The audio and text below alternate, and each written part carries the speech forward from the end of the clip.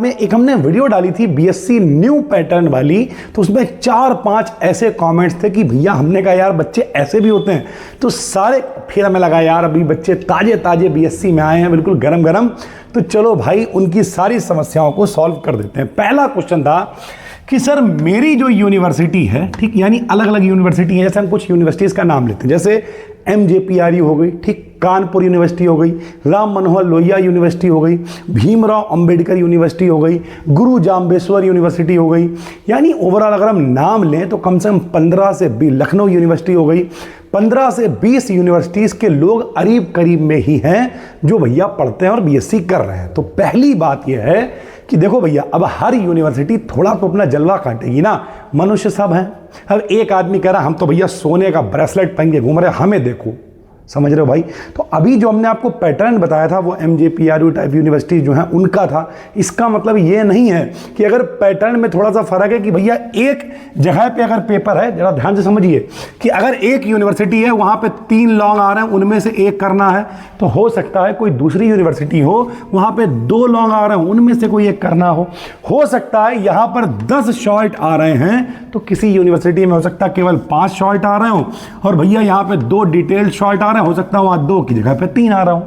Overall अगर बात करें मेरे भाई, तो आपकी जो भी यूनिवर्सिटी है 2020 में जो न्यू एजुकेशन पॉलिसी आई, नई एजुकेशन पॉलिसी आने के बाद 99% जो यूनिवर्सिटीज हैं उनका सिलेबस सेम है। एक आध जैसे लखनऊ यूनिवर्सिटी में भैया थोड़ा सिलेबस ऊपर नीचे है कि भैया यहां पर अगर 3rd सेमेस्टर में आपको लेजर मिलेगा, ऑप्टिक्स मिलेगी, तो वहां 1st सेमेस्टर में मिल जाएगी। यानी ओवरऑल बात करें मेरे भाई तो एक आध यूनिवर्सिटी को छोड़कर लगभग न्यू एजुकेशन पॉलिसी आने के बाद सभी का सिलेबस सेम है। जब सिलेबस सेम है तो आदमी कहेगा फिर तो किसी यूनिवर्सिटीज कर लो, फिर तुम्हारी क्या वैल्यू है। तो आदमी भैया कुछ नहीं करेगा तो थोड़ा पेपर पैटर्न में तो चेंज करेगा ना। तो सर जी इससे क्या इंपॉर्टेंट पे फर्क पड़ेगा? नहीं भाई, अगर हीलियम नियॉन लेजर इंपॉर्टेंट है तो वो किसी यूनिवर्सिटी में हो, अगर फेबरी पेरोट इंटरफेरोमीटर इंपॉर्टेंट है तो वो किसी यूनिवर्सिटी में हो, अगर हाइब्रिडाइजेशन इंपॉर्टेंट है, अगर वेस्पर थ्योरी इंपॉर्टेंट है, अगर बाईटा सिग्मा में रिलेशन इंपॉर्टेंट है, अगर वाटर सिस्टम इंपॉर्टेंट है, तो कोई यूनिवर्सिटी हो भाई सभी के लिए वो इंपॉर्टेंट रहेगा।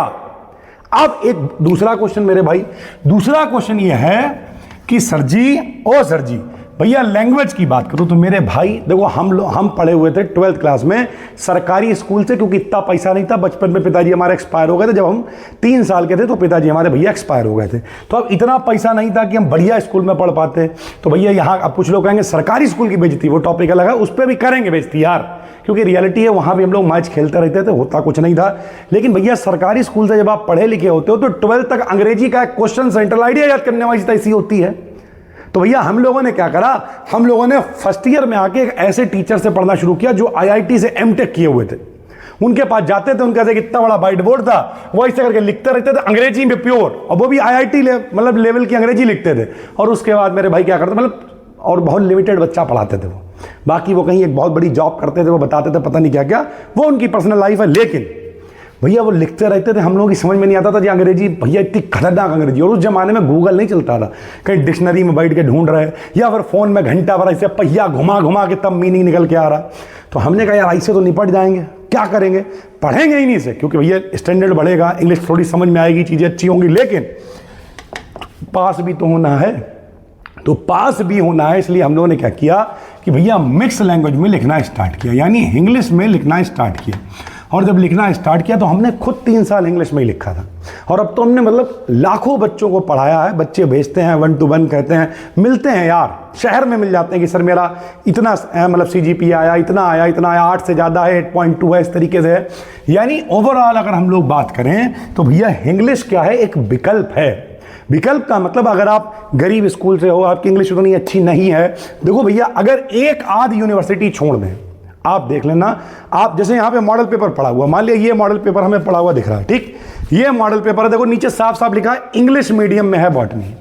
ऐसे ही हिंदी मीडियम का मॉडल भी आता है भाई। जब दोनों मीडियम के मॉडल आ रहा है यानी दोनों में बीएससी होती है। लगभग जितनी लोकल यूनिवर्सिटीज हैं, यूपी, बिहार, करीब की जो भी यूनिवर्सिटीज हैं, वहां पर बीएससी के मॉडल दोनों लैंग्वेज में क्यों आ रहे हैं, किताबें दोनों लैंग्वेज में क्यों हैं? क्योंकि बीएससी दोनों लैंग्वेज में है भाई।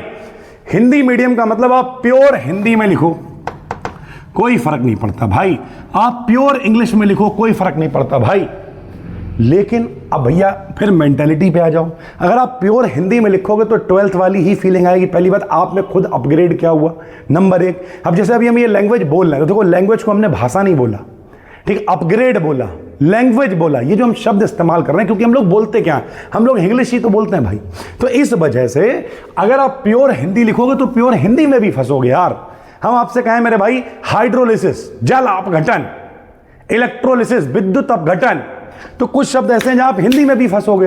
तो हम ये नहीं कह रहे हैं कि आप प्योर इंग्लिश में लिखो, हम ये नहीं कह रहे हैं प्योर हिंदी में लिखो, लेकिन किस में लिखो, जो कंफर्टेबल लैंग्वेज है। लैंग्वेज इंपॉर्टेंट नहीं, कंटेंट इंपॉर्टेंट है। अगर आप अच्छे से लिख के आओगे तो आपके बहुत अच्छे नंबर आएंगे, मेरी जिम्मेदारी। और अगर आपको लगता है आप प्योर इंग्लिश लिख सकते हो तो इससे अच्छा कुछ है ही नहीं भाई। बहुत सारे टीचर्स होंगे जो प्योर इंग्लिश में पढ़ा रहे होंगे, आप प्योर इंग्लिश वाले टीचर से पढ़िए, मेरे कंटेंट को आप देख सकते हो। हम भैया जो पहला बैच हमने ऑफलाइन में पढ़ाया था, प्योर इंग्लिश पढ़ाया था, लेकिन हमने देखा ये वही यूपी बोर्ड वाला बच्चा है, 12th वाला बच्चा है, जिसे बहुत समस्या हो रही है, जो बेचारा रट रहा है बैठा हुआ। और तब से हमने कहा यार मिक्स में लिखाएंगे, और इसी वजह से इंग्लिश लैंग्वेज लिखना स्टार्ट करवाएं। और कई ऐसे हम आपको रिजल्ट दिखा देंगे। आप देखिए, कोई मेरे पास पीआर नहीं है, कोई पेड टीम नहीं है कि आके कमेंट करे, कुछ नहीं। जो कमेंट होते हैं वो जेन्युइन होते हैं, और लोग आके कहते हैं सर आपकी वजह से, क्योंकि हम तैयारी कर रहे थे एसएससी की सारी चीज़ें, सर आपकी वजह से मेरे नंबर बहुत अच्छे आए और हम आपकी वजह से बीएससी में अच्छे नंबरों से पास हो गए। तो लैंग्वेज कोई इंपॉर्टेंट नहीं है, पैटर्न कोई इंपॉर्टेंट नहीं। जो लैंग्वेज आप लिख पाओ उस लैंग्वेज में लिखो जिसमें कंफर्टेबल हो।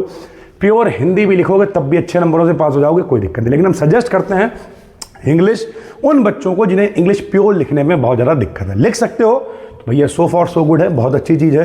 पैटर्न अलग अलग यूनिवर्सिटी अपना अपना भौकाल काटने के लिए थोड़ा बहुत तो करेगी यार। किसी में 5 क्वेश्चन आ रहे हैं, किसी में 10 शॉर्ट कर दिए तो भैया 1 लॉन्ग कम कर दिया, एक में 1 डिटेल शॉर्ट बढ़ा दिया तो 2 लॉन्ग कम कर दिए। तो इस तरीके से पैटर्न में रहता है भाई।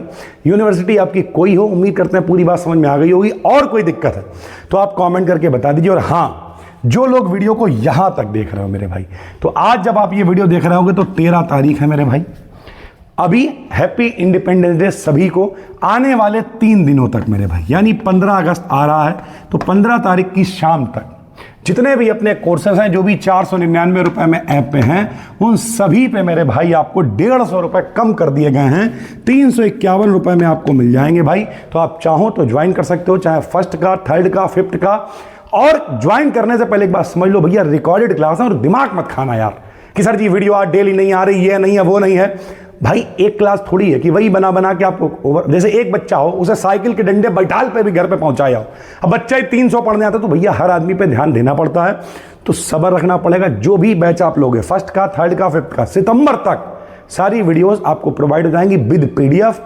Physics, chemistry, zoology, botany, math, सब कुछ उसी में अलग अलग फोल्डर बने हुए हैं। जो आपका सब्जेक्ट हो वो आप फोल्डर पर क्लिक करिए और पढ़ाई करना शुरू करिए भाई, ठीक है।